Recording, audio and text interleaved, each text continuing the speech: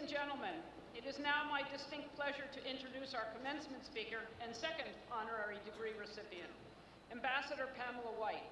Again, her full biography is in your program, but let me share some highlights of her remarkable career. United States diplomat Pamela White, a native of Auburn, Maine, graduated from the university in 1971 with a degree in journalism and began a decades-long career in public service across the globe. He spent the first 2 years as a Peace Corps volunteer in Cameroon, then earned a master's degree at the School for International Training in Vermont in 1974. Ambassador White joined USAID in 1978 and was assigned to West Africa for 2 years. She went on to serve in the Senegal, Haiti, Egypt, and South Africa.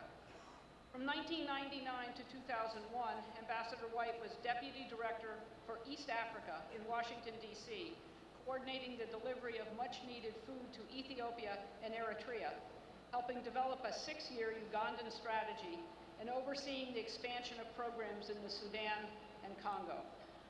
He then headed to Mali as Deputy and Mission Director for USAID. She was Mission Director in Tanzania and Liberia, and an ambassador to the Gambia and earthquake-ravaged Haiti. Ambassador White holds the rank of Career Minister with the Senior Foreign Service, and today she makes her home on Orr's Island. In recognition of her international leadership, vision, and dedication to making our world a better place, Trustee Donnelly will now present the Doctor of Humane Letters to Ambassador Pamela White. He will be assisted by Provost Hecker.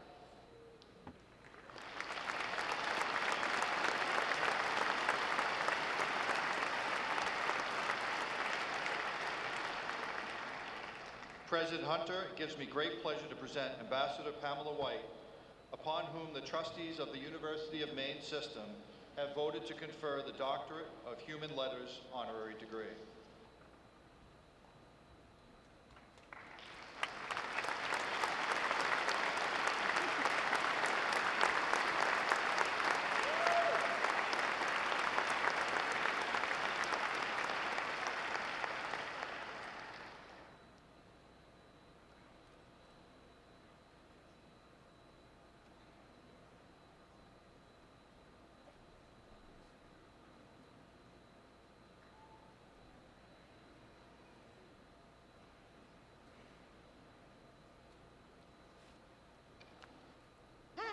Everybody.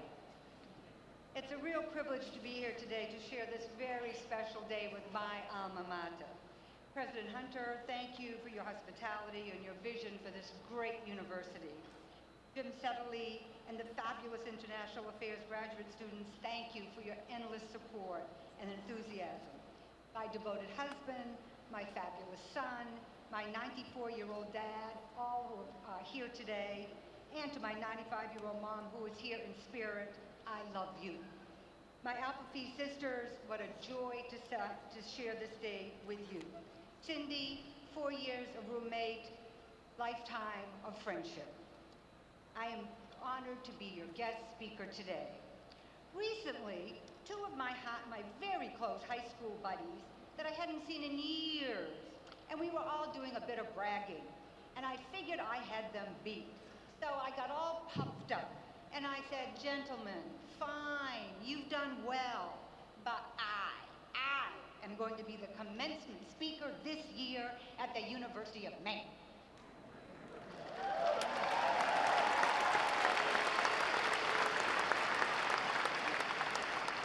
And one of the jerks said to me, well, gee, Pam, I thought they normally have a famous person.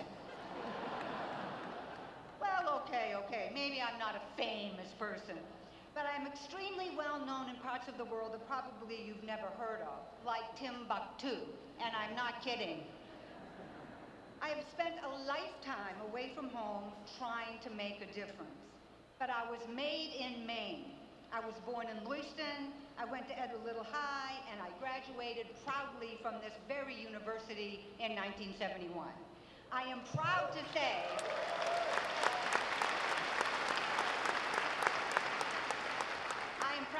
that I am both a red Eddie and a black bear.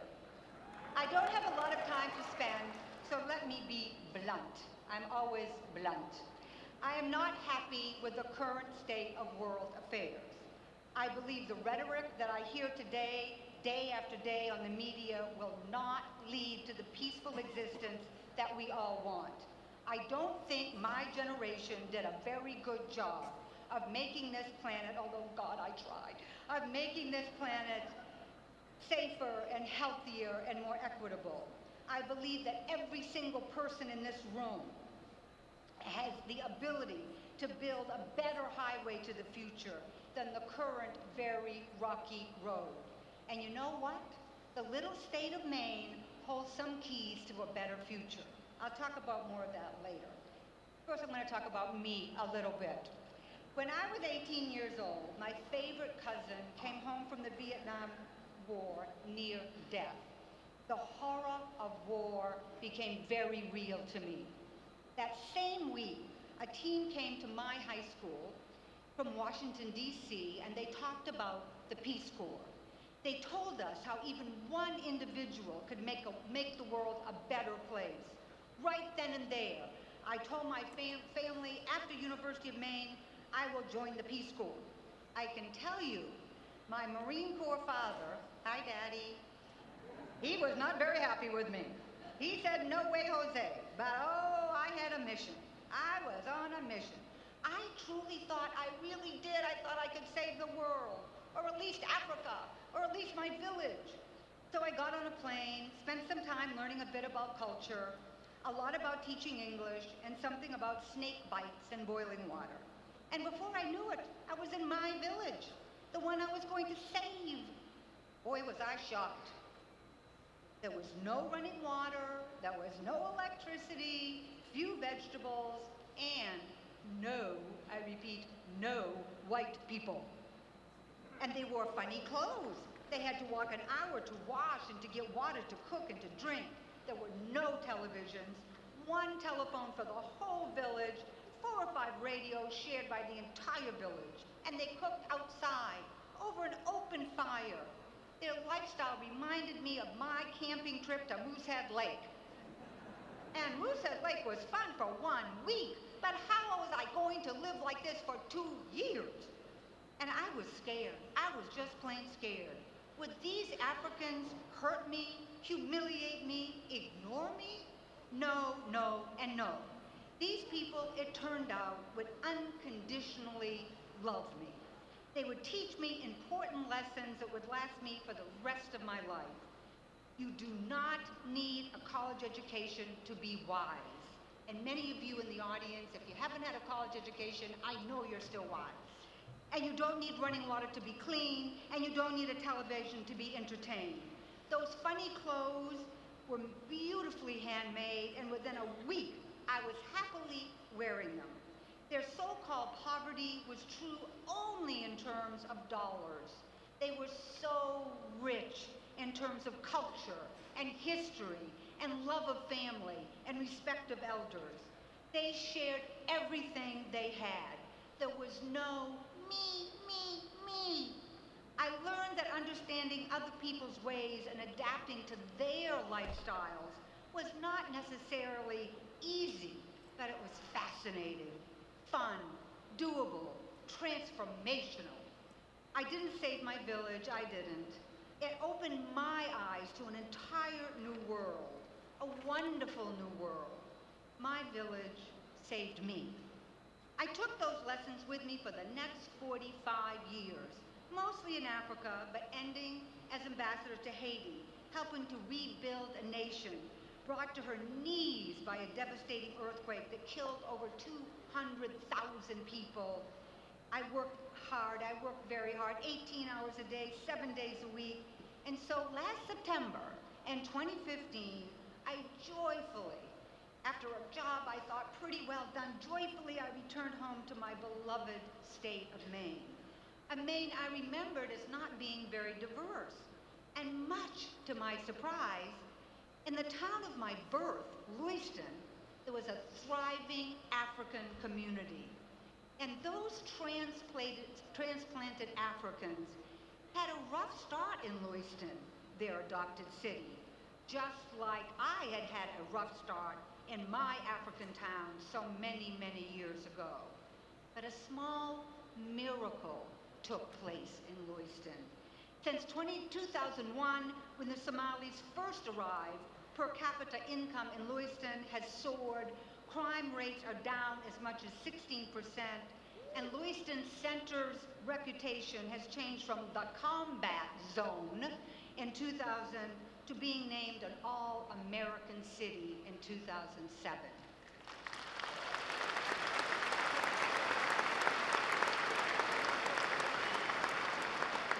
And we also have the magnificent soccer story. On November 7th, 2015, the Lewiston Blue Devils high school soccer team won the state championship for the first time ever. The team members, and here's the key, this is the important part, the team members included players from the United States of America, of course, from Turkey, from Germany, from Congo, Kenya, and mostly Somalia. A competing coach said they were the most unselfish, talented team he had ever seen. There were 4,500 cheering fans in the stands, a record number for any soccer game ever in the state of Maine. CNN wrote, Lewiston's ability to forge relationships in a quickly changing population is an example to the world. One of the Somalis said after the game, "We don't want to hear refugees won the game. We are no longer refugee soccer players. We are Blue Devil soccer players." This is really, really hard for a Red Eddie from Auburn to say, but Blue Devils, well done. I'm proud of you.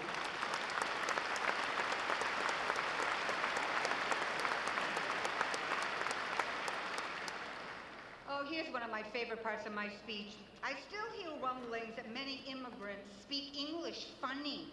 They speak English with a funny accent, I hear. I get such a kick out of it. I mean, really, truly, fellow Mainers. Have you heard the jokes about our accent? If you can understand, and Danny's gonna help me out here, if you can understand the next couple of phrases, then you are indeed a Mainer, and you have no right to comment on anyone else's funny accent. You know something, Mother. I ain't saying nothing, I'm just saying. That deer right out in front of us, and the next thing you know, my truck was all stove up.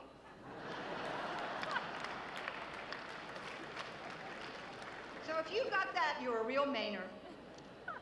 The real news is we are all different, and different, it turns out, is good. I can assure you, when my mother was dying just over a month ago in Central Maine Hospital, she did not care that her favorite nurse spoke with a slight accent. She cared he was professional and gentle with extra soft, gentle hands. She loved her Somali nurse. I can tell you with absolute certainty. Yeah, you can talk about that. Mom. I can tell you with absolute certainty that we need a strong military. I know we do. Especially those ships that are being built in Bath. We really need those. But yes, you can clap for that too. But I promise you, building walls, I promise you, building walls and bombing the heck out of communities in foreign countries and supporting drastic torture techniques is not going to win the war on terror.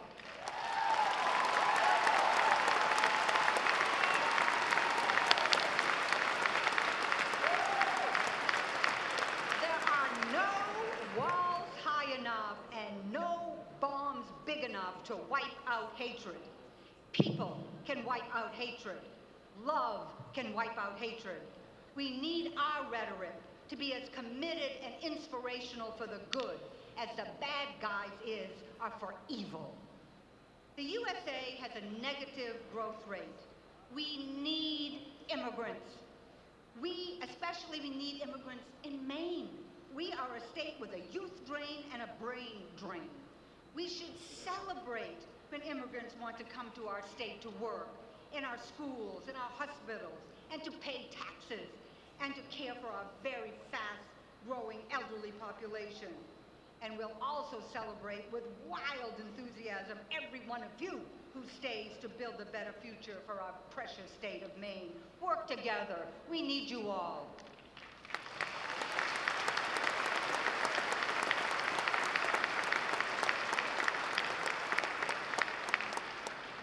I will leave you with my favorite quote by Nelson Mandela, who I had the great fortune of working with when I served in South Africa. Well, not with, but he was in the same country. And I watched him and admired him. I was actually in the same room a couple of times at least. But I want to leave you with this favorite quote of his. And he said it shortly after he came out of prison, after being in prison for decades. And he then built a nation that accepted and worked with the people that had jailed him. I mean, this man was a superhuman being. And I quote Nelson Mandela, "No one is born hating another person because of the color of his skin or his background or his religion. People must learn to hate. And if they can learn to hate, they can be taught to love. For love comes more naturally to the human heart than its opposite. I only ask you, please, love the bizarre, love the different, the difficult. Open up those wonderful hearts and minds. Graduates, you are young, you are healthy, with inquisitive minds. Travel if you can, even if you have to sleep on floors and sit in the cheap seats. Eat something weird. Dance to new music. Put on a colorful, crazy shirt. Speak a new language. The world, not Orono, not Maine, not just New England, not just USA. The world awaits you." Thank you.